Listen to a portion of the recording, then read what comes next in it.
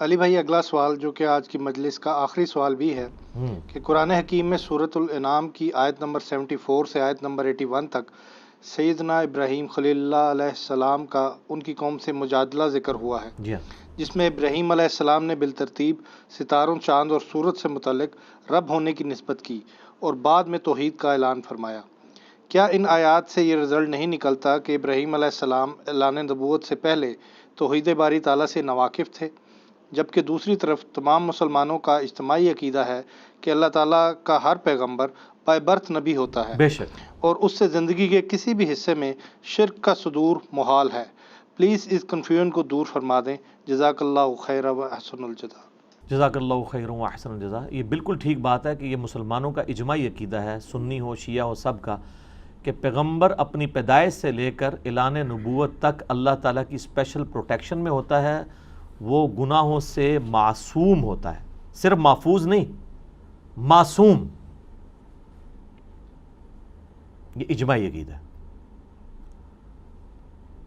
ہاں، اختلاف اس پہ آتا ہے کہ اسے اپنے نبی ہونے کا پتہ کب چلتا ہے، تو وہ قرآن و سنت کی دلیل کی روشنی میں جو موقف ہے وہ یہ ہے کہ وہ پتہ اس کو اسی وقت چلتا ہے جب کہ وہ مبعوث ہوتا ہے یا مبعوث ہونے کے قریب ہوتا ہے، اس سے پہلے نہیں، ورنہ تو اس کے لیے زندگی کا ایک ایک لمحہ گزارنا مشکل ہو جائے. اس پہ میری الگ سے ایک ویڈیو ہے، نبی علیہ السلام کو نبوت کب ملی. نبوت تو سر مل گئی آپ کو پیدائش سے بھی پہلے. جامع ترمذی میں حدیث ہے، میں اللہ کے ہاں اس وقت بھی خاتم النبیین لکھا تھا. جامع ترمذی میں، مسند احمد میں، دلائل النبوہ امام بیہقی کی کتاب میں، مشکات میں موجود ہے. جب آدم علیہ السلام ابھی مٹی اور پانی کے درمیان تھے، میں اللہ کے حضور خاتم النبیین لکھا ہوا تھا. میں دعائے ابراہیم ہوں، میں عیسیٰ کی بشارت ہوں، میں اپنی ماں کا وہ خواب ہوں جو انہوں نے پیدائش کے وقت دیکھا کہ ان کے لیے ایک نور ظاہر ہوا جس سے شام کے محلات بھی روشن ہو گئے. یعنی بالآخر نبی علیہ السلام کی دعوت حق رومن امپائر کو بھی سپرسیڈ کر دے گی. تو پوٹینشلی تو آپ علیہ السلام اس وقت سے نبی تھے. پیدائش سے لے کر اعلان نبوت تک 40 سال کی عمر تک اسپیشل پروٹیکشن میں رہے، اور اس کے بعد آپ نے اعلان نبوت کیا. سارے نبیوں کے بارے میں ہمارا یہی عقیدہ ہے. حضرت ابراہیم علیہ السلام کے بارے میں کبھی ان سے شرک نہیں ہوا، نیور. اب رہا قرآن کی یہ آیت. اب اس طرح کی آیات جو ہے نا، وہ بعض اوقات علماء پبلک کو بھی دیتے ہیں کہ دیکھو قرآن ڈائریکٹ پڑھنے سے تو اس سے تو یہ رزلٹ نکل رہا ہے، تو تم کیا کرو گے؟ سر قرآن آپ ڈائریکٹ پڑھیں اور اس کو آگے پیچھے سے بھی پڑھیں کہ بات کیا ہو رہی ہے. جی شان نزول چاہیے، شان نزول کا کوئی لینا دینا ہی نہیں قرآن کو سمجھنے کے لیے. قرآن شان نزول کے بغیر بھی پرفیکٹ ہے. رہا کانٹیکسٹ، اس کے بغیر قرآن سمجھ نہیں آ سکتا، اور کانٹیکسٹ احادیث میں نہیں ہوتا، قرآن کے اندر ہی ہوتا ہے. ہاں اس کو دقت نظر سے آپ دیکھیں، آپ کو پتہ چل جائے گا. مثلا تیمم کی آیات نازل ہوئیں، بخاری مسلم میں آتا ہے ایک سفر کے دوران جب سیدہ عائشہ کا ہار گم گیا تھا اور لوگ لیٹ ہو گئے تھے کہ پانی اویلیبل نہیں ہے تو اب مٹی سے تیمم کیا جائے. لیکن یہ واقعہ آپ کو نہ بھی پتا ہو، تیمم کا طریقہ وہی ہے، اس سے تو کوئی فرق نہیں پڑتا. تو اس کا شان نزول کیا تھا تیمم کی آیات کا؟ اس نے تیمم کے طریقے میں کوئی فرق نہیں ڈالا، اور تیمم کب کرنا ہے اس میں بھی کوئی فرق نہیں ڈالا. وہ قرآن میں موجود ہے، جب تم پانی نہ پاؤ، سفر میں ہو، کیٹاسٹرافک کنڈیشن میں ہو، تیمم کر لو، دیٹس آل، بات ختم. اس کو اب کہانی بنانے کی کیا ضرورت ہے؟ جس کو میں دنیاوی مثال کے طور پہ بتاتا ہوں کہ ٹریفک سگنل میں گرین اور ریڈ کلر کیوں رکھے گئے. یہ ایک ہسٹوریکل انٹرسٹ کی بات تو ہو سکتی ہے، اس سے اینڈ رزلٹ پہ کوئی فرق نہیں پڑے گا. آپ اس کے اوپر ایک کتاب بھی پوری لکھ دیں، پھر بھی اینڈ رزلٹ کیا ہے کہ ریڈ پہ کھڑا ہونا ہے اور گرین پہ چلنا ہے. یہ لوگ پتہ کیا سمجھتے ہیں کہ شان نزول سے ہو سکتا ہے ایاک نستعین سے یا علی مدد بھی ثابت ہو جائے. سر اس طرح نہیں ہونا. شان نزول سے وہی کچھ ہی ثابت ہونا جو اس میں لکھا ہوا ہے. رہا کانٹیکسٹ، وہ قرآن کے اندر ہے. کانٹیکسٹ کے بغیر ظاہر ہے کہ آپ ڈی ٹریک ہو سکتے ہیں. وہ تو ظاہر ہے قرآن خود یہ بتا رہا ہے کانٹیکسٹ کو دیکھنا ہے. نماز کے قریب مت جاؤ، تو اس کا کانٹیکسٹ ساتھ ہی آیا جب تم نشے کی حالت میں ہو. حضرت عیسیٰ اللہ کے بیٹے ہیں، اس کے ساتھ کانٹیکسٹ موجود ہے کہ وہ لوگ کافر ہیں جو یہ کلیم کر رہے ہیں.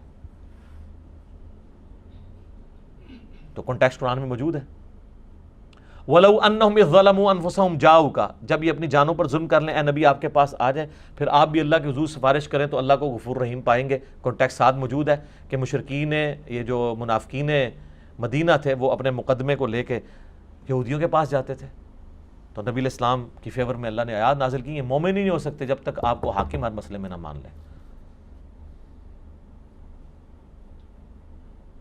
تو آپ صلی اللہ علیہ وآلہ وسلم کا چونکہ دل دکھا تو اللہ نے فرمایا اب انہوں نے جانوں پہ ظلم کیا نا تو آپ کے پاس حاضر ہوں، آپ سے معافی مانگے، آپ سفارش کریں، پھر اللہ ان کو معاف کرے گا۔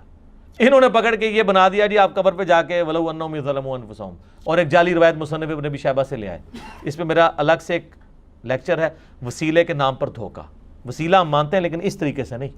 ہاں حضور زندہ ہیں، سامنے موجود ہیں، آج بھی زندہ ہیں آخرت کی زندگی میں۔ آج کمیونیکیشن نہیں ہو سکتی، نبی علیہ السلام سامنے موجود ہیں، ہم ان سے دعا کروائیں گے۔ پنڈلی بھی ٹوٹ جائے کسی کی، جا کے حضور سے ہاتھ پھروا لے گا، بخاری میں حدیث ہے۔ لیکن اگر آپ کہتے ہیں کہ وفات کے بعد بھی ہے تو سر اپنی پنڈلی توڑیں، روزہ شریف پہ آپ کو لے جاتے ہیں، جڑوا کے بتائیں، پھر آپ کو بات سمجھ آ جائے کہ نہیں یار کانٹیکسٹ وہ ڈیفرنٹ ہے۔ اس طرح معاملات کو دیکھنا چاہیے۔ یہاں پہ بھی کانٹیکسٹ ہے۔ یہ جو سورۃ الانعام کیا آیت تھی؟ ہاں، یہ حضرت ابراہیم علیہ السلام کا اللہ تعالیٰ نے بتایا کہ انہوں نے مجادلہ کس طریقے سے اپنی قوم کے ساتھ کیا جو شرک میں ڈوبی ہوئی تھی۔ اب دیکھیں نا،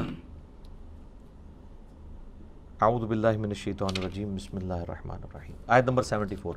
وَإِذْ قَالَ إِبْرَاهِيمُ لِأَبِي آزَرَ، اور یاد کرو وقت جب ابراہیم نے اپنے باپ آزر سے کہا أَتَتَّخِذُ أَصْنَامًا آلِهَةً، کیا تم نے ان بتوں کو الہ مان لیا ہوا ہے؟ إِنِّي أَرَاكَ وَقَوْمَكَ فِي ضَلَالٍ مُبِينٍ، بے شک ابا جی میں تو یہ دیکھ رہا ہوں آپ بھی اور آپ کی ساری قوم کھلی گمراہی میں۔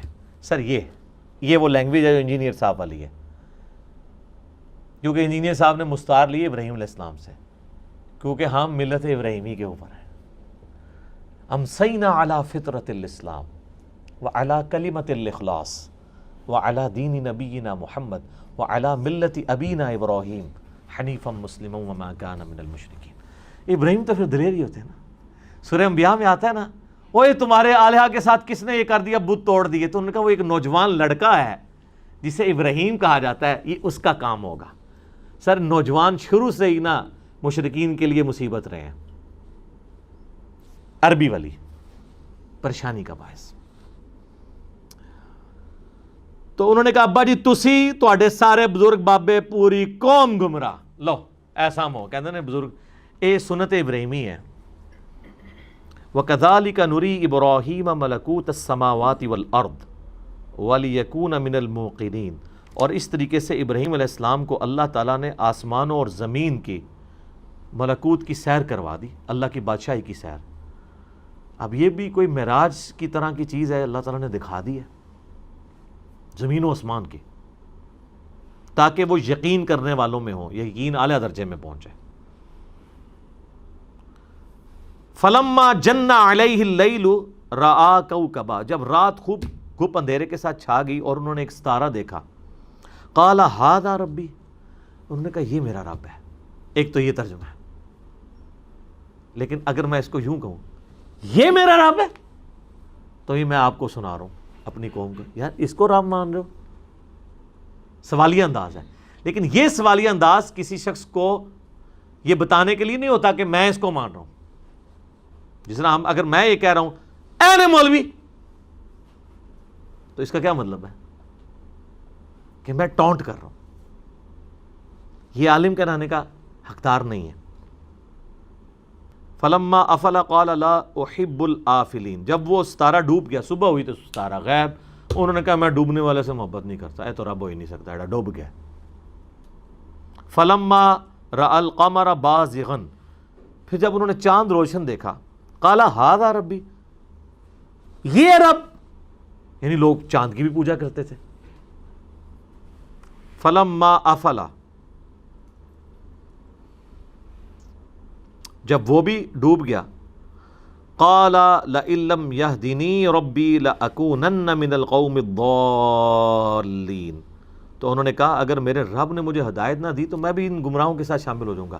تو رب کو تو وہ پہلے ہی مانے ہوئے ہیں، اس کے اندر ہی موجود ہے۔ وہ میرا رب کسے کہہ رہے ہیں؟ چاند کو کہہ رہے ہیں، ان سب کے سوا کسی اور کو وہ رب مانے ہوئے ہیں جو ان کی جبلت میں ہے، لیکن اس رب نے ابھی تک ابراہیم کے ساتھ کانٹیکٹ نہیں کیا.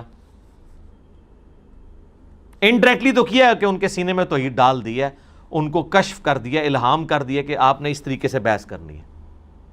یہ وہی چیز ہے جو نبی علیہ السلام کے بارے میں ہے، وَوَجَدَكَ ضَالًّا فَهَدَىٰ، اے نبی ہم نے آپ کو اپنی طرف خود رفتہ پایا تو ہدایت کی اعلیٰ ترین منزل تک پہنچا دیا. یہ دعال کا مطلب نعوذ باللہ گمراہی نہیں ہے. قرآن میں ہے مَا ضَلَّ صَاحِبُكُمْ وَمَا غَوَىٰ، تمہارے نبی نہ کبھی گمراہ ہوئے نہ کبھی بے راہ چلے. یہ دعال وہ ہے جو حضرت یوسف علیہ السلام کے بھائیوں نے اپنے ابا جی کے بارے میں کہا تھا، اور یوسف علیہ السلام کے بھائی صحابہ تھے، کافر نہیں تھے. وہ اپنے باپ پیغمبر کو وہ والا گمراہ کہتے تو کافر ہو جاتے. ان ابانا لفی ضلال مبین، ہمارے ابا جی جو ہیں وہ تو یوسف کی محبت میں ڈوب چکے ہیں. یہ نہیں تھا کہ گمراہ ہو چکے ہیں، ڈوب چکے ہیں سے مراد ہے ایکسٹریم. تو یہاں پہ بھی وجدک ضالا فہدیٰ، جب ہم نے دیکھا ہے نبی آپ ہماری طرف محبت سے خود رفتہ ہیں تو ہم نے آپ کو اعلیٰ ترین درجے تک پہنچا دیا قرآن کے ذریعے، جو سورہ شورى کا آخری رکوع ہے کہ ہم نے اس قرآن کے ذریعے آپ کو ہدایت کے اعلیٰ منزل تک پہنچا دیا. تو یہاں پہ بھی یہی ہے. فَلَمَّا رَأَى الشَّمْسَ بَازِغَةً، جب انہوں نے سورج کو دیکھا، قَالَ هَذَا رَبِّي، تو انہوں نے کہا یہ ہے رب، هَذَا أَكْبَرُ، یہ تو بہت بڑا بھی ہے. فَلَمَّا أَفَلَتْ، جب وہ بھی ڈوب گیا، قَالَ يَا قَوْمِ إِنِّي بَرِيءٌ مِّمَّا تُشْرِكُونَ، اور کہا میری قوم جس کو تم پوج رہے ہو نا میں سب سے بری ہوں، نہ تو یہ سورج رب ہو سکتا ہے، نہ چاند، نہ ستارے. انی وجہت وجہی للذی فطر السماوات والارض حنیفا وما انا من المشرکین، میں تو یکسو ہو گیا ہوں اس ایک ہستی کی طرف جو آسمانوں اور زمین کی پیدا کرنے والی ہے، سب سے ٹوٹ کے میں اس کا ہو گیا ہوں اور میں مشرک نہیں ہوں. یعنی جو تم کر رہے ہو نا میں یہ نہیں کرتا. وحاجہ قومہ، اور اس کی قوم نے اس کے ساتھ جھگڑا کیا. قال اتحاجونی فی اللہ، تو ابراہیم نے کہا تم اللہ کے بارے میں مجھ سے جھگڑا کر رہے ہو. وقد ہدان، جبکہ اس نے مجھے ہدایت کی اعلیٰ منزل تک پہنچا دی ہے. ولا اخاف ما تشرکون بہ الا ان یشاء ربی شیئا، اور مجھے تمہارے آلہہ جن کی تم دھونس لگا رہے ہو نا کہ ساڑھے بابیاں دی مار پہ جائے گی، تیرے تے بتاں دی مار پہ جائے گی یا بزرگاں دی، مجھے نہ ڈر ان کا سناؤ. ہاں میرا رب میرے لیے کوئی فیصلہ کر دے وہی ہو سکتا ہے، کوئی بابے کسی کا کچھ نہیں بگاڑ سکتے. وسع ربی کل شیء علما، اور میرا رب جو ہے اپنے علم سے ہر چیز کو گھیرے ہوئے ہے. افلا تتذکرون، کیا تم نصیحت نہیں حاصل کرتے؟ اچھا اگلی آیت بڑی کمال ہے. وَكَيْفَ أَخَافُ مَا أَشْرَكْتُمْ، اور تمہارے بزرگ بابوں سے اور یہ بتوں سے میں کیسے ڈر سکتا ہوں. وَلَا تَخَافُونَ أَنَّكُمْ أَشْرَكْتُمْ بِاللَّهِ، جبکہ تم اللہ سے شرک کرتے ہوئے نہیں ڈر رہے تو میں تمہارے جھوٹے خداؤں سے کیسے ڈروں؟ تم میرے سچے خدا سے نہیں ڈر رہے ہو جس سے ڈرنا چاہیے تھا. تو تواڈے جھوٹیاں دی کی اوقات ہے کہ میں اودے کول ڈراں؟ مَا لَمْ يُنَزِّلْ بِهِ عَلَيْكُمْ سُلْطَانًا، اور ان الہوں کے بارے میں جس کے لیے اللہ نے کوئی سند بھی نازل نہیں کی ہے. أَفَأَيُّ الْفَرِيقَيْنِ أَحَقُّ بِالْأَمْنِ إِن كُنتُمْ تَعْلَمُونَ، تو بتاؤ کون سا فریق جو ہے وہ امن کا قیامت والے دن زیادہ حقدار ہے اگر تم جانتے ہو. تو اللہ نے خود ہی جواب دیا، الَّذِينَ آمَنُوا وَلَمْ يَلْبِسُوا إِيمَانَهُمْ بِظُلْمٍ أُولَٰئِكَ لَهُمُ الْأَمْنُ وَهُمْ مُهْتَدُونَ، وہ لوگ جو اللہ پر ایمان لے آئے اس کے بعد انہوں نے ظلم نہ کیا وہ قیامت میں امن میں ہوں گے اور ہدایت پر ہوں گے. یہاں ظلم سے مراد شرک ہے، کیونکہ وہ بڑا ظلم کی شرک کی بات ہو رہی ہے نا. اس کانٹیکس میں بخاری مسلم میں حدیث بھی ہے کہ عبداللہ ابن مسعود نے کہا یا رسول اللہ صلی اللہ علیہ وآلہ وسلم، قرآن میں تو ہے جس نے ظلم کیا ظلم سے بچا وہی امن میں ہوگا، تو ظلم تو ہم سب سے ہو جاتا ہے گناہ. تو حضور نے فرمایا یہ ہر گناہ نہیں ہے، یہ ہے ان الشرک لظلم عظیم، یہ وہ شرک مراد ہے. وَتِلْكَ حُجَّتُنَا آتَيْنَاهَا إِبْرَاهِيمَ عَلَىٰ قَوْمِ، یہ حجت اور دلیل پیش کرنے کا طریقہ تھا جو ہم نے ابراہیم کو سکھایا تھا اپنی قوم کے اوپر. یہ ہے بات کہ یہ جو طریقہ ہے نا کہ چاند کو دیکھ کے اچھا یہ رب ہے، یہ کسی کو ٹریگر کیا جاتا ہے نا. جس طرح ہم بھی لوگوں کو مثال دیتے ہیں نا کہ یار یہ چیز دیکھو ذرا سوچو کہ اگر یہ رفع الاجدین اس لیے ہو رہا تھا کہ بت رکھ کے آتے تھے تو یہ عید کے موقع پہ آپ لوگ رفع دین کیوں کرتے ہو؟ آپ نے بت رکھے ہوتے ہیں. اور دوسرا آپ کہتے ہو رفع الیدین تو نماز کا سکون برباد کرتا ہے، اس کے بغیر نماز میں سکون ہے، تو سال بعد جو نماز ہے تم بے سکونی کے ساتھ کیوں پڑھتے ہو جو عید کے اندر رفع الیدین فالتو کرتے ہو اور وطر میں کرتے ہو ایک فالتو؟ تو یہ کس لیے ہوتا ہے؟ اس لیے نہیں کہ ہم رفع الیدین کی توہین کر رہے ہوتے ہیں، اس لیے کہ ان کے دماغ میں ڈرل مار رہے ہوتے ہیں۔ تو اللہ نے کہا یہ ابراہیم علیہ السلام کو ڈرل کرنے کا طریقہ ہم نے سکھایا، یہ ہم نے حجت کا طریقہ، حجت پنجابی میں تو نیگیٹو معنوں میں ہوتا ہے نا، اجتاں کرتا ہے، حجت عربی کا لفظ ہے، دلیل یہ پازیٹیو ہے، ویسے وہ بھی پازیٹیو ہی ہے، دلیل کرتا ہے، دلیل نہ جہاں بھی سیدھی گال کروں کہتا ہے اجتاں کرتا ہے، وہ گال سیدھی کر رہا ہے۔ اپنی قوم کے اوپر ہم نے یہ طریقہ سکھایا تھا، نرفع درجات من نشاء، اللہ تعالیٰ فرماتے ہیں ہم جس کے لیے چاہتے ہیں درجے بلند کر دیتے ہیں۔ ان ربک حکیم علیم، بے شک تیرا رب حکمت والا ہے اور علم والا ہے۔ تو جناب یہ جو پورا کانٹیکسٹ ڈسکس ہو رہا تھا یہ اس کانٹیکسٹ میں ہے کہ حضرت ابراہیم علیہ السلام نے شرک نہیں کیا بلکہ انہوں نے سوالیہ انداز میں یہ بات کی ہے، لہٰذا اسی کو کہا جاتا ہے فارسی میں بھی اور اردو میں بھی نقل کفر، کفر نہ باشد۔ اگر کوئی کسی کافر کی نقل اتار رہا ہے یہ بتانے کے لیے کوئی یہ کرتا ہے اور اس وقت وہ کسی کو ایجوکیٹ کر رہا ہے تو یہ خود وہ کافر نہیں ہوگا۔ اسی طریقے سے میں بار بار ایک ریکویسٹ کر رہا ہوں کہ اگر ہم نبی علیہ السلام سے متعلق کافروں کی کوئی بات کوٹ کرتے ہیں آپ کو کہ کافروں نے نبی علیہ السلام کے لیے یہ غلیظ الفاظ استعمال کیے ہیں تو وہ تو انہوں نے کیے ہیں نا، وہ کوٹ کرنا ہماری مجبوری ہے کیونکہ ہم رسول اللہ کا دفاع کر رہے ہوتے ہیں اس کے اگینسٹ۔ اسی طریقے سے سورہ النور میں جو اما عائشہ کی شان میں آیات نازل ہوئی ہیں ان سے جو زنا والا ایک الزام اللہ تعالیٰ نے دور کیا ہے، تو اب ہمیں حدیث افک بخاری مسلم کی اور قرآن کی آیات تو ڈسکس کرنی پڑیں گی، اب کوڈ ورڈز میں تو بات نہیں کر سکتے۔ تو اب وہ جب ہم کر رہے ہوں گے تو یہ کہہ سکتا ہے کہ جی اما عائشہ کے لیے الفاظ استعمال کیوں کر دیے؟ بھئی وہ تو استعمال ہوئے ہیں، وہ کافروں نے استعمال کیے ہیں، اور رسول اللہ کے لیے تو وہ الفاظ، میں کہتا ہوں سب سے بڑی رسول اللہ کو اگر کوئی گالی دی ہے کافروں نے تو وہ یہ دی ہے کہ یہ اللہ کا پیغمبر نہیں، اس نے اللہ پہ جھوٹ باندھا ہے۔ دنیا میں سب سے بڑی گالی یہی ہو سکتی ہے کسی شخص پہ کہ وہ اللہ پہ جھوٹ باندھ رہا ہے۔ کیوں؟ سر بخاری مسلم کی حدیث ہے جس نے میرے پہ جھوٹ باندھا وہ دوزخ میں اپنا مقام دیکھ لے، اور جس نے اللہ پہ جھوٹ باندھا، اسی لیے قرآن میں بار بار کہا گیا اے نبی ان سے فرما دو کہ بالفرض اگر میں نے اللہ پہ جھوٹ باندھا ہے نعوذ باللہ تو میری غلطی کا وبال مجھ پہ ہی ہوگا، اور یہ یاد رکھنا اگر میں سچا ہوں تو تم نے مجھے جھٹلا دیا تو پھر تمہارے ساتھ کیا ہوگا یہ بھی ذرا سوچ لینا۔ یہ ٹاپک قرآن میں کئی جگہ آتا ہے، تو قرآن کی آیات کو کانٹیکسٹ سے دیکھیں، شان نزول کی کوئی ضرورت نہیں، کانٹیکسٹ کافی ہے، وہ قرآن کے اندر موجود ہے۔ شان نزول سے آپ کو انٹرسٹ میں ضرور اضافہ ہو سکتا ہے، اینڈ رزلٹ پہ فرق نہیں پڑے گا، لیکن کانٹیکسٹ قرآن کے اندر ہے، اس لیے قرآن حدیث کا محتاج نہیں رہتا اپنے کانٹیکسٹ کے اعتبار سے۔ کانٹیکسٹ کو اگر نہیں دیکھیں گے پھر مسئلے کھڑے ہو جائیں گے، اور یہ مسئلے ایسے نہیں کہ یہ میں مسئلے ہائی لائٹ کر کے لوگوں کو قرآن سے متنفر کروں، یارو اگر اے ہو گیا تو پھر اے ہو جائے گا، لہذا قرآن پڑھو ہی نہ، نہیں، دسو نہ کیا ہوئے گا، اور یہ ہوتا بھی 8-10 جگہوں پہ ہے پورے قرآن میں سے۔ مجھے بتائیں سورہ فاتحہ پڑھتے ہوئے کسی کے دماغ میں کیا ایسا خیال آ جائے گا کہ اس کو کوئی 4 آرڈر ڈفرینشیل ایکویشن سمجھنی پڑ جائے گی؟ ٹھیک ہے، یا آپ کے لیے کہ سورہ الاعراف کی آیت نمبر 175 اور 176 میں پڑھتے ہوئے علماء سوء کے لیے جو کتے کی مثال بیان ہوئی ہے کہ رال ٹپک رہی ہے، تو اس کو سمجھانے کے لیے آپ مطلب کتا لوگوں نے دیکھا ہوا ہے، زبان نکالتے ہوئے بھی دیکھا ہوا ہے، اور عام بندے کو پتا ہے کہ لالچ بری بلا ہے۔ بچپن سے ہم نے ایک سٹوری پڑھی ہوئی ہے کہ وہ ایک کتا تھا تو اس نے اپنے، تو ان کو پتا ہے کہ یہ زبان کیوں ہانپتا ہے، سب کچھ پتا ہے۔ اصل میں جو ان کے عقیدوں کے خلاف آیات ہوتی ہیں نا اس سے ان کے کان کھڑے ہو جاتے ہیں، وہ پھر ان کو مصیبت کھڑی ہوتی ہے اگر یہ آیت پڑھ لی ہو، یہ میں آ کے پوچھ لے تو ہم کیا جواب دیں گے؟ مثلا انہوں نے تقلید دین میں داخل کی ہے واجب کے طور پہ اور کہتے ہیں یہ دین کا حصہ ہے اور اس کو عقیدے کے طور پر پریزنٹ کرتے ہیں، تو ہم تو سوال کریں گے قرآن میں عقیدہ کہاں ہے؟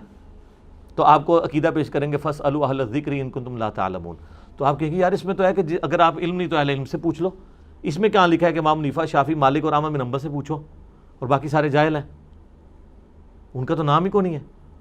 وہ کہیں گے اصل میں نا وہ آپ دوسری آیت پڑھیں، یا ایھا الذین آمنوا اطیعوا اللہ واطیعوا الرسول واولی الامر منکم، یہ دیکھیں اولو الامر جو ہے نا وہ یہ ائمہ دین ہے۔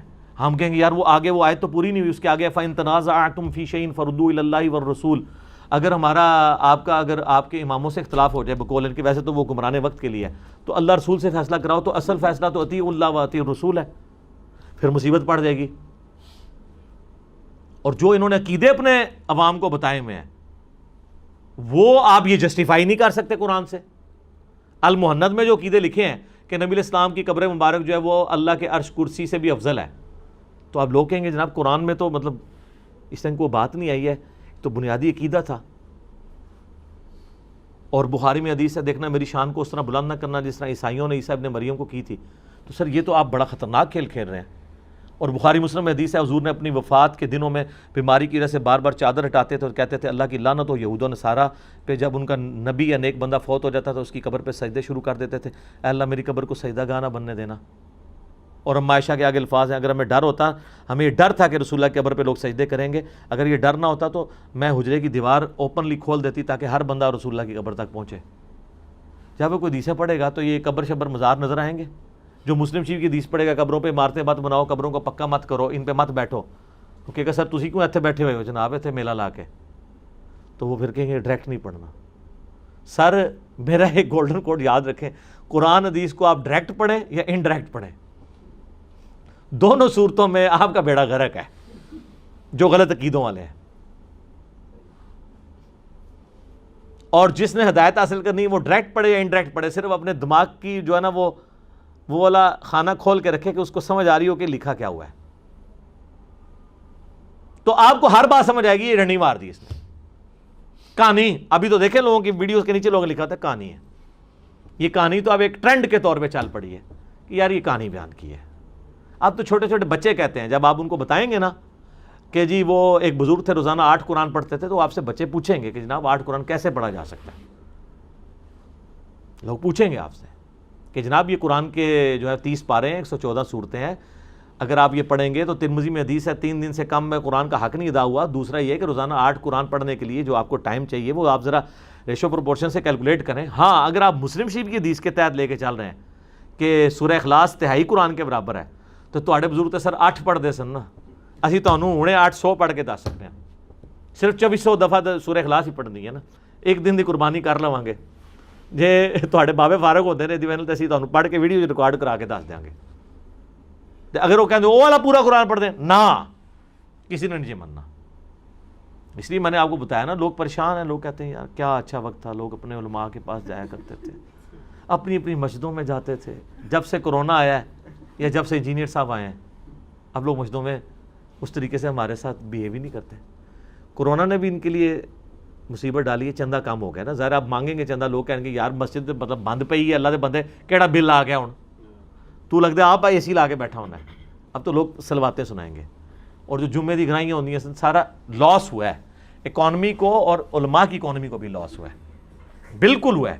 جناب اوپنلی وہ ویڈیو میں اپیل کر رہے ہیں کہ جناب یہ کرونا کی وجہ سے آپ اس پہلو پہ غور کریں کہ زندگی موت کا کوئی نہیں پتہ، لہٰذا آپ فوراً اللہ کی راہ میں خرچ کر لیں۔ تو یہ آپ خود اپنے آپ کو کیوں نہیں سناتے ہیں؟ آپ نے تو اتنی بڑی بڑی جدادیں بنائی ہوئی ہیں، قرآن میں تو ہے اپنی مال اور اپنی جان کے ذریعے اللہ کی راہ میں جہاد کرو، لوگوں کی مال اور لوگوں کی جان کے ذریعے تو جہاد کی کوئی آیت نہیں آئی ہوئی ہے۔